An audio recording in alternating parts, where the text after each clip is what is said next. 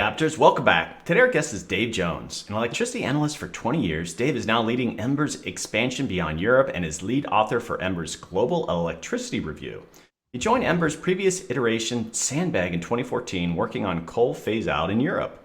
Dave will discuss the Global Electricity Review report, which examines the world's transition from fossil fuels to clean electricity. We'll touch on how far the transition has come, what progress we are seeing towards 100% clean electricity by 2035 in OECD countries, the phase out of coal in Asia, and the gap in the electricity sector still required to cap climate change at 1.5 degrees. Hey Dave, welcome to the show. Hey, thanks for having me here. Well, we're going to be talking electricity and this review that you've done, and it's very encouraging, some of the things that you've put in there, and it's also very ambitious, I think. But first, what is Ember? Let's get a little background of the group that you're with. Yeah, we set up Ember just over a year ago, and the idea is that we want to be tracking the world's electricity transition from fossil generation across to clean generation, and we're up to 15 people at the moment, and still recruiting through at the moment. So it's going pretty well. All right, so the bulk of what we're going to talk about here is this global electricity review. What's the background? Why did you guys do it in the first place, and what does it say? Yeah, so there's a few different actors out there tracking energy in total. So you've got the World Energy, the International Energy Agency, BP statistics, all sorts of other people, and we felt there was a bit of a gap in that in terms of the timeliness of data, in terms of the ambition and the kind of messaging coming from that data. So the Global Electricity Review that we set out, we were tracking 68 countries. We released it in March. And for those countries, we had up-to-date data till the end of the year. And we were able to tell a global story about how that transition's going and to be able to unpick some of those stories country by country. Okay, so what has changed in the last 5 years with the world's electricity system? I mean, we're seeing big changes happening.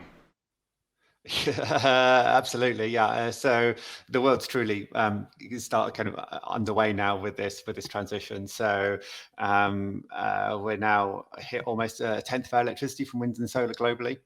And you can see that's displacing the market share of coal generation. So just in the last 5 years, wind and solar have doubled from 5% to 10% of world electricity generation, and that's come off a similar market share from coal generation. So we're making some progress, but nowhere near quick enough. Well, a lot of the graphs that you have in the review shows this shift away from coal, and most of the world, not the whole world, but most of the world is shifting away from coal. It's pretty stark, right? Yeah, it's obviously happening in different paces in different areas. So the US and Europe have been absolutely killing it on coal. So Europe's coal has halved in the last 5 years, and the US isn't far behind. We're both on a race to try to phase out coal by 2030. Every day that goes on, that looks more and more likely. Today there was a massive announcement. I don't know if you saw in Germany, where Merkel announced a step up in the ambition of Germany for 2030, which means they've got to halve their total greenhouse gas emissions from 2018 through to 2030, which is insane. And to achieve that big level of reduction means they've got to phase out coal by 2030. Okay, so who's the audience for this review? You put all this information together, and you obviously want other people to sort of look at this and learn from it, and I guess make decisions and policy decisions around that. Yeah, it's really just to try to have another view on to be able to put the data out there into the public domain and let people do what they want to be able to do with the data. So we provide analysis of it, but it's very hard to come by this data a lot of the time. So one of the things that we're trying to do is put as much data into the public domain as possible that people can look up and look at their aspect of it. It's such a complicated transition. There's so many different things to look at. You can't cover all the stories yourself. You need to be able to empower people to do that with data. So that's one of the things that we've tried to do with this. We built a data explorer that people could look out and have a play with their own country's generation, and we hope people use it for themselves. Okay, so you'd mentioned the United States and Germany as some countries that are being more successful shifting away from coal, but what other countries are shifting toward renewable energy? Which ones are having success? It's pretty incredible. But when you look through the kind of list of big countries across the world, almost I say globally, there's about a tenth of the world's electricity is from wind and solar. But actually, so many countries are kind of on a similar path together. So it's not that much difference between the US, between Turkey, China, even India. They're all in the same band, somewhere around about a tenth of their electricity from wind and solar. You've got Europe quite obviously leading the way in that. So Germany's up to 33% of its electricity last year came from wind and solar. If you imagine the variations across hours in that, there's some hours where there's some really high penetrations going on now, wind and solar. And there's only, if you look at the G20 countries, part of our analysis was to specifically look and do a deep dive into each of the G20 countries. And there were only 3 countries there where they haven't really kind of started stepping up on that. So Russia, which is just kind of not near the starting line yet. You've got Saudi Arabia, which has made big promises, but so far hasn't really started building any solar, which is insane when you consider that it's mostly desert. And then Indonesia, and they're one of the countries that have one of the bigger kind of increases in coal generation over the last half decade, where they've been building coal rather than wind and solar. But broadly speaking, across the rest of the world, it's that transition's well and truly underway. Well, you can't speak to all countries, but why are some of these countries successful? What are, I guess, policies in place that allow them to be more successful than other countries? So much of it is policy and policy guidance from the politicians right from the top. So the highest penetration in the world of wind and solar is Denmark, and all the way along they had a pro-wind policy. They started a decade ago. They had over a decade ago they had a decade of stable policy, and now they've got a policy to really step that up again over the next decade. This isn't a kind of come in, have a 4-year government, turn the taps on, then turn the taps off. This is a multi-decadal transition that we're under, and there's only so much you can achieve in a few years. Well, are there any countries that are going to reach 100% renewable energy by 2035? I mean, I think that's sort of a target year. Are there any that are in line with that? Well, yeah, your country has got some amazing promises out there at the moment. So, the ambition is for 100% clean electricity for the US, which would be absolutely insane. So, I'd love to see that and to see how that progresses. Within Europe, we're not a million miles off, but there's still quite a lot of reliance on fossil gas generation, and it's really a question that coal's a bit more of a certainty now for phasing out towards zero, but it's a big question about how quickly that end of gas comes out of the mix as well. Okay, so what about some of the countries that are having trouble decarbonizing? And there are those that have ambitions, they want to do it, but they're really not doing it, and then others that are just they're not prioritizing it. The China story is completely amazing. So they've been increasing. They were the only country last year in the G20 to see an increase in coal generation. They're now about 53% of the world's coal generation. So a huge country for that. The amount of clean electricity they're building is absolutely insane. They're building a lot of nuclear, a lot of hydro, insane amounts of wind and solar. But because the electricity demand is just increasing so much, it's just not keeping pace, and that gap is being met with fossil generation, and in China, and specifically with coal generation. So other countries, as we go through the next decade with moving cars across to electricity and electrifying the whole economy, so you get that big step up in electricity demand. It's a bit of a kind of warning lesson that this isn't just about replacing the fossil generation that we have in the mix at the moment. It's about completely rebuilding the grid for an electrified economy. Well, I guess that was, a question of mine is that we're making all this progress on electricity generation and renewable energy, but the United States, where transportation and the use of fossil fuels in our cars and such.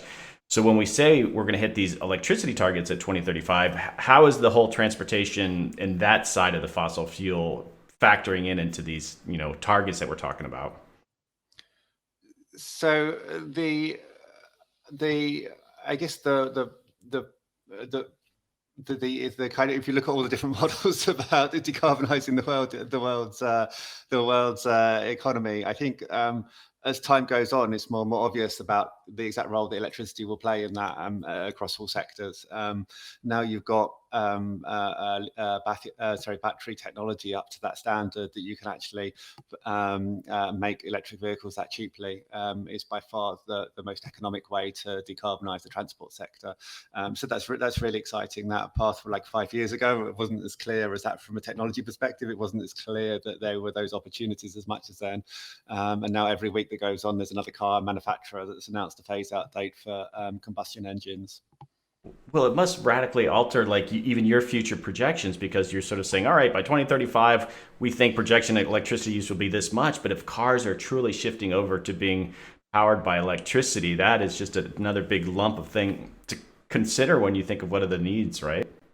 No, it's really hard, and it's one of my kind of areas of real interest is trying to look at that. It's really hard to try and judge the increase in electricity demand in China in the last 5 years is more than all 1.4 billion people in India use today. So when you're looking at that and how that's changing, you're trying to project that into the future. It's just so much uncertainty.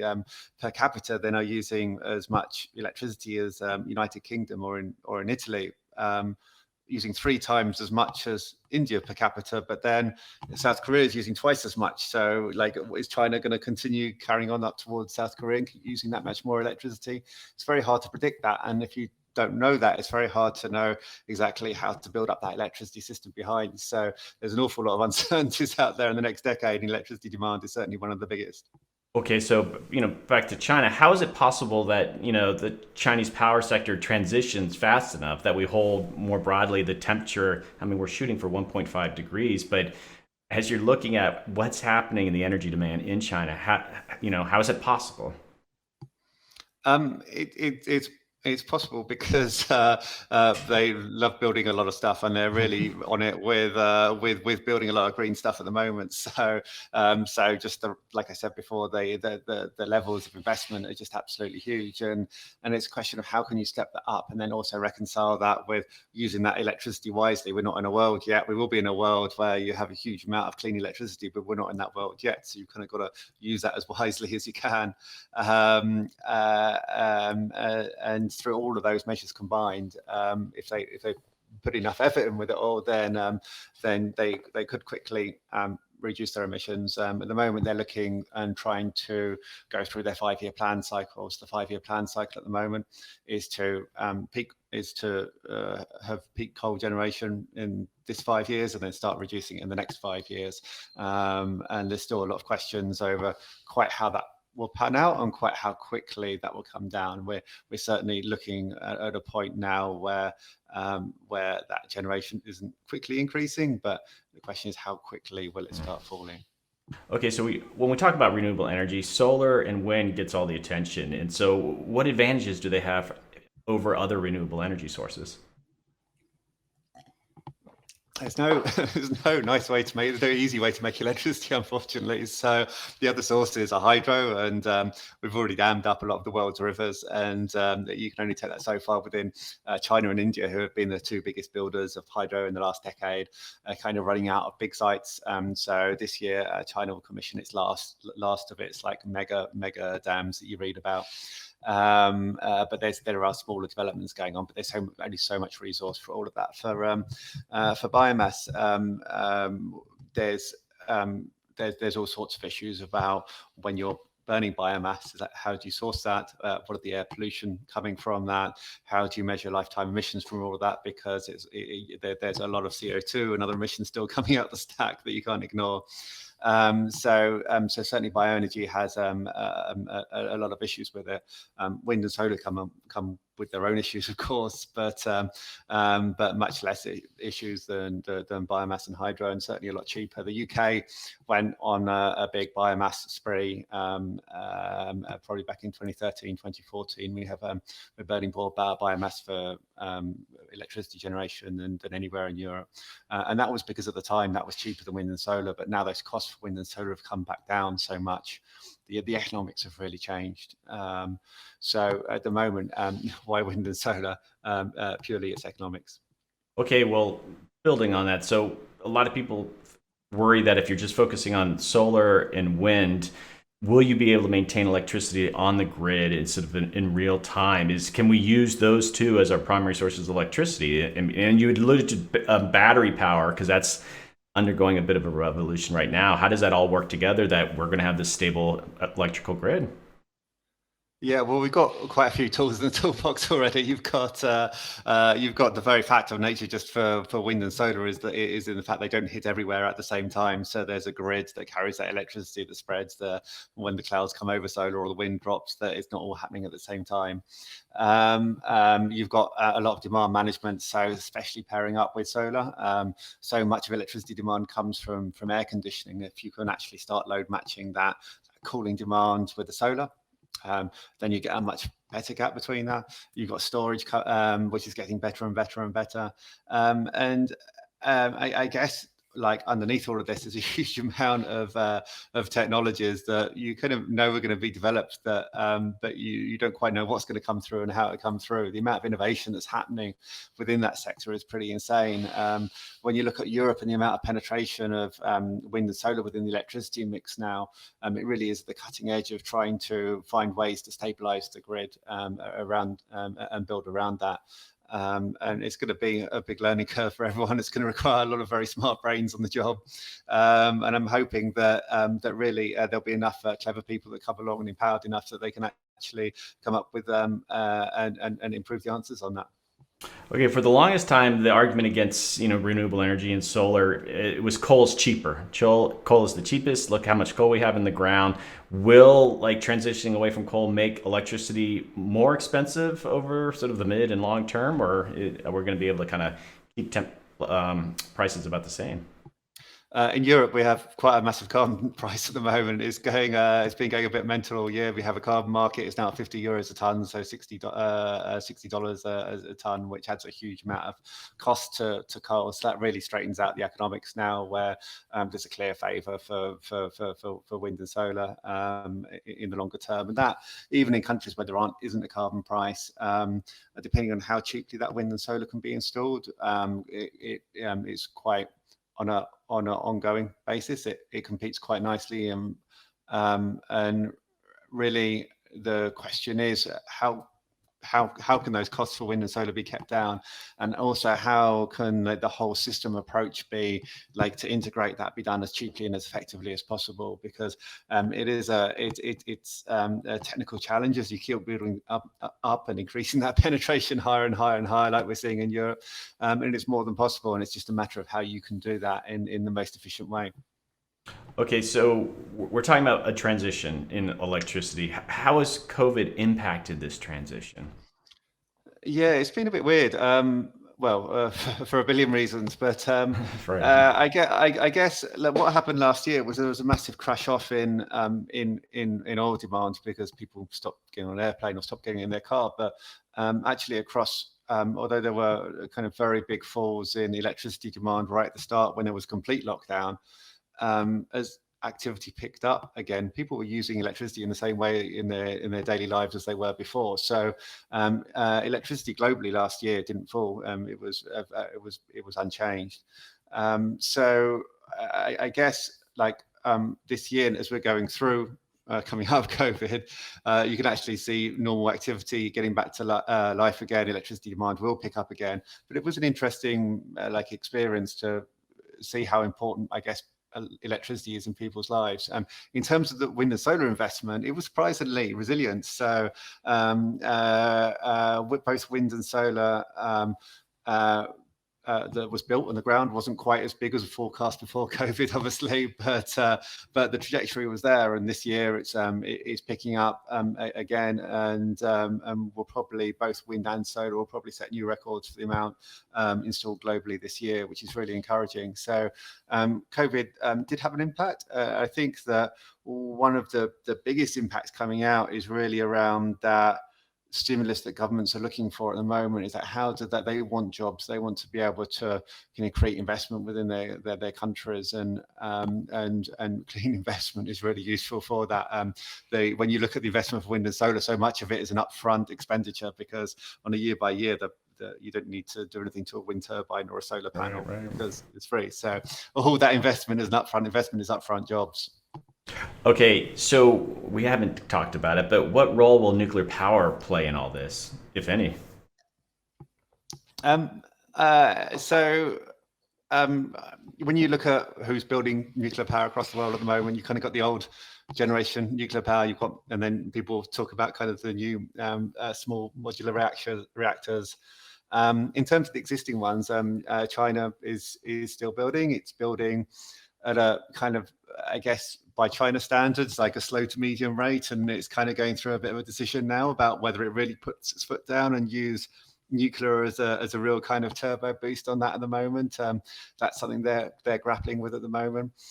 Generally across the world, there's not that much nuclear growth, and actually, as you've seen in the States, there's older plants that are still closing, and for certainly for the advanced economies, that's one of the biggest problems: is how do you actually stop, or sorry, do you want to, can you actually extend these lives of the existing reactors out, so you don't need to replace that electricity with more clean electricity and add to that burden that you're already trying to do with the electricity transition. So it will play a role. I'd love for new technology for nuclear to come along and to be the magic bullet. It'll be interesting to see how that tech develops. At the moment, there's nothing ready that's that's going to save us this decade, and it's really this decade for the electricity transition that most of that effort is for. So it's not to say it couldn't help in the future, but it really we really need some answers soon for it.